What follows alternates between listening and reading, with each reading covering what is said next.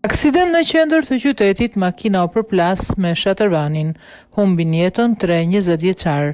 Një aksident fatal ka ndodhur orët e parë të mëngjesit të së dielës në 19 tetor 2025 në qytetin Assaxhe të Italisë, duke shkaktuar vdekjen e 3 të rinjve të moshës 20 vjeç. Sipas autoriteteve, ngjarja ndodhi rreth orës 03:30 në rreth rrotullimin e Via Verdi në provincën e Vicenzës. Një Peugeot 207 me 5 pasagjer humbi kontrollin dhe u përplas me shatërvanin në qendër të rreth rrotullimit.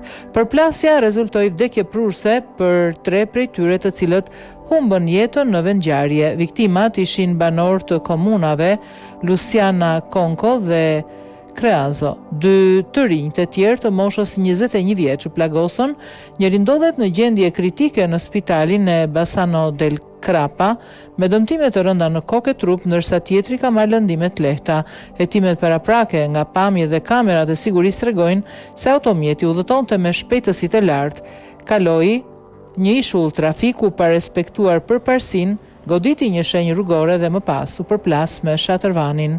Kryetari i Bashkisë së Assaxhes, Roberto Gironi Strem, e përshkroi ngjarjen si një tragjedi shkatërruese. Po përballemi me një situatë dramatike. Ishte një përplasje që dukej si një fishek zjarr. Zemrat tona janë me familjet e viktimave. Është e vështirë të gjesh fjalët në momente të tilla. Ai shtoi se të rinj po ktheheshin nga një festë ditëlindje, duke theksuar nevojën për kujdes dhe ndërgjegjësimi më të madh në drejtimin e automjeteve gjatë natës. Kjo tragjedi ndodh vetëm një muaj pas një aksidenti tjetër të rënd në plajën e Assaxhes, ku një 13 vjeçar Stefano Angoneza humbi jetën pasi u godit nga një makinë në Luciana Congo.